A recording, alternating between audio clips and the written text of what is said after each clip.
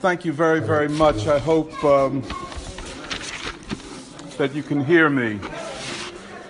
Thank you for inviting me to this wonderful celebration of freedom, an Azadi Celebration. We celebrate the valor and sacrifice of millions who fought for the independence of India. And in fighting for the independence of India, they fought for the freedom of humanity.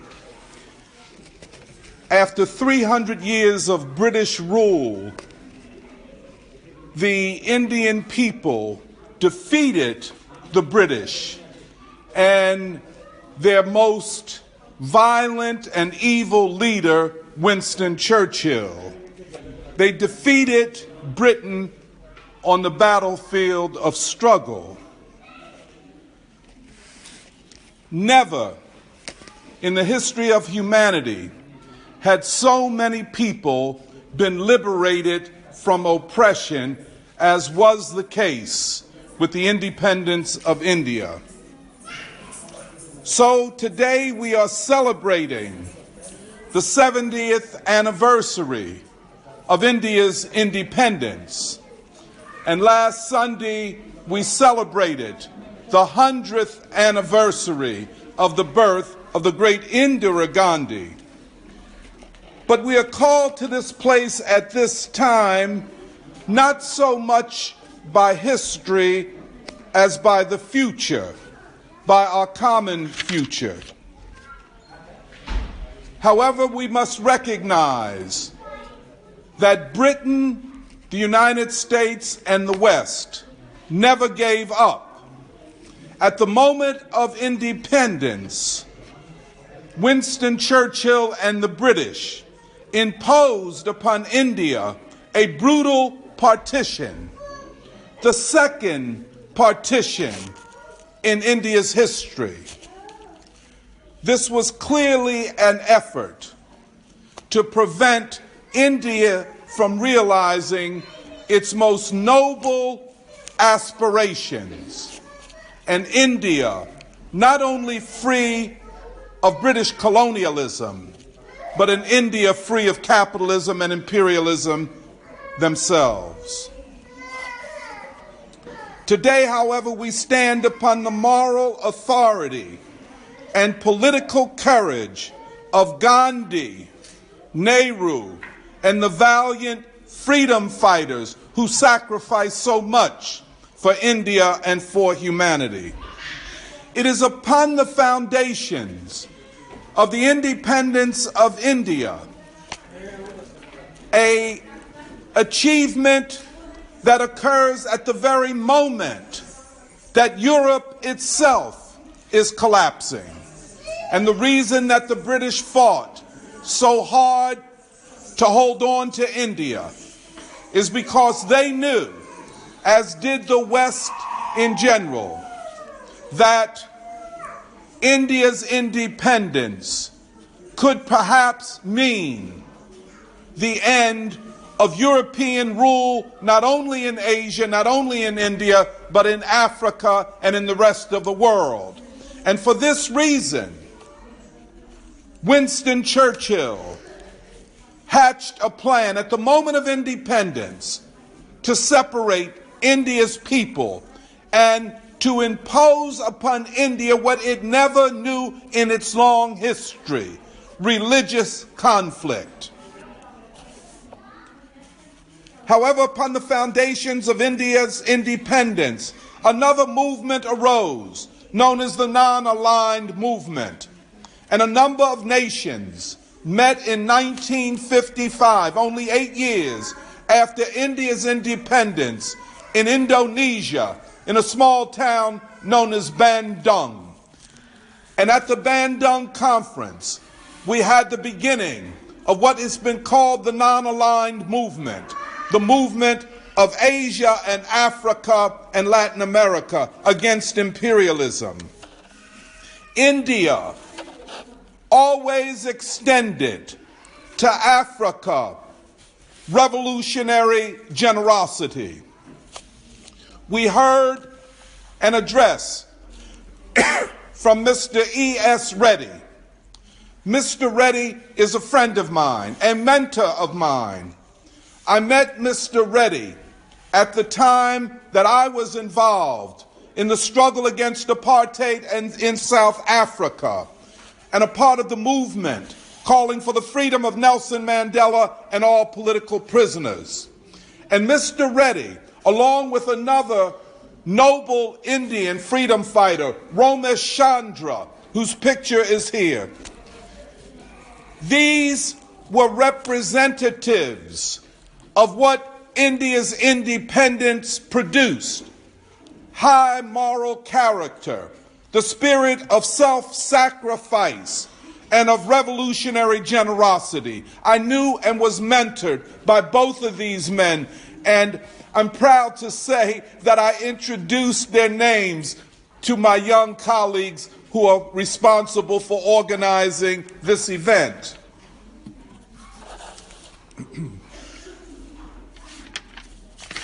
Yet, the fight goes on.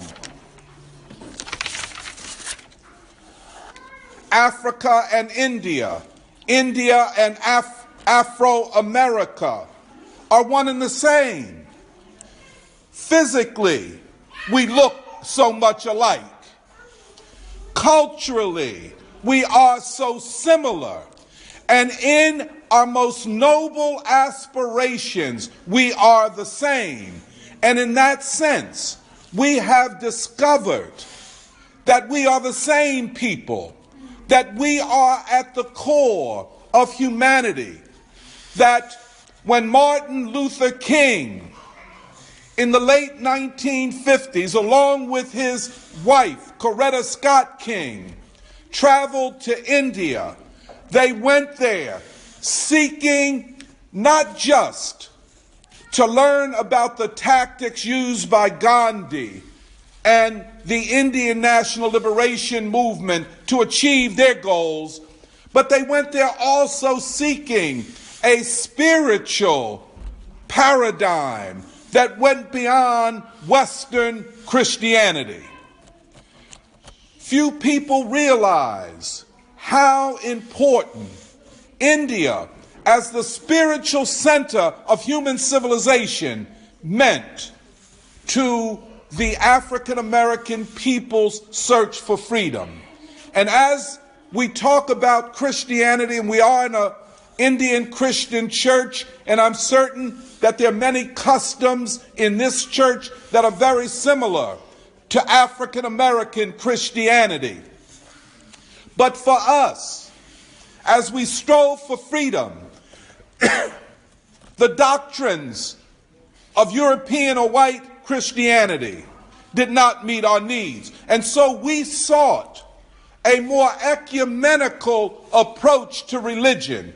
And at the end of his life, Martin Luther King, as he stood up against the American war machine, against the American greed machine, and against white supremacy, he said that what the United States needed was a revolution of values. And that revolution for Martin Luther King would not start in Europe, it would start in Asia and Africa. And India was a powerful source of a religious and political renewal in the United States. So Afro-America and India have stood and stand today as sisters and brothers in a common struggle. Yet tomorrow is today. The future is now. And in the fight for the future, we must defend India. In recent days, coming primarily from westernized Indians, we hear all kinds of ideas about India. That Gandhi was a racist, that India is a racist nation. Now, mind you, the people making these claims are quite comfortable in racist America. They are quite comfortable as they go about their privileged lives in universities, in corporate offices, in pointing the finger at India and pointing the finger at the independence movement in India as a failure. And their claim ultimately is that India failed, and the only civilization left is the civilization of the West, of Europe. And therefore, for people like myself and people like you, as we look to India, they would say to us, you're looking in the wrong place. But I look at the world through the lens suggested by W.E.B. Du Bois. In other words, I do not look at India or the world through the lens of the white world. I look at India and the world as an African American through the lens of the black working class, the most oppressed group in American society. And looking at India in that way, I look at India through the vision of some of our greatest leaders, all of whom found a place in India, be he or she Coretta Scott King, Martin Luther King Jr., W.E.B. Du Bois, Paul Robeson, Langston Hughes, the great musician John Coltrane, his wife Alice Coltrane, all of whom look to India, not from the vantage point of white America, but look to India as a way of looking at humanity against white America. And the India that I see is the India that stands for freedom, is the India that stands for humanity. India, therefore, is part of the decisive energy that is the darker people of the world. We are witnesses, that is, all of us, to the intensifying collapse of Europe. What does Europe have to say to us in the 21st century? I would suggest very little. And we, in order to be free, must celebrate the collapse of Europe.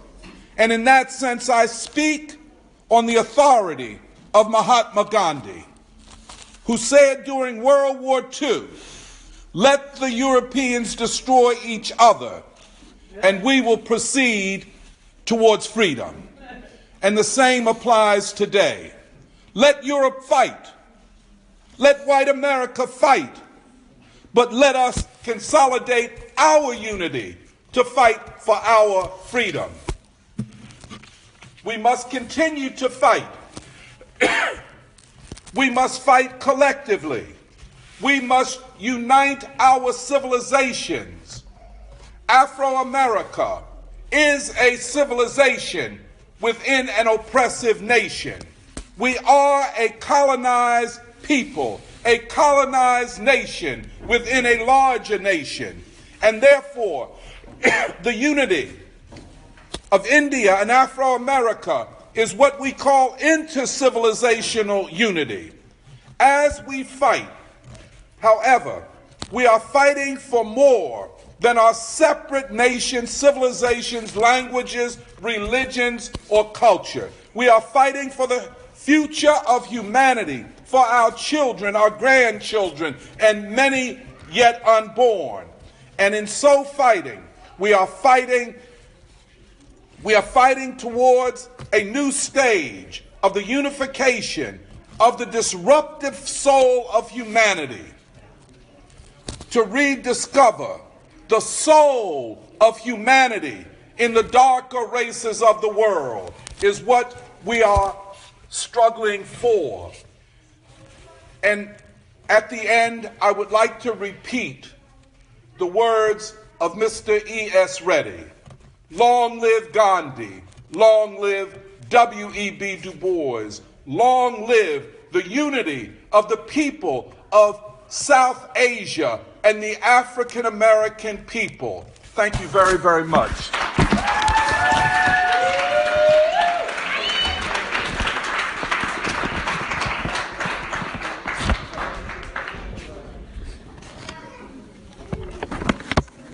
you, Dr. Monteiro.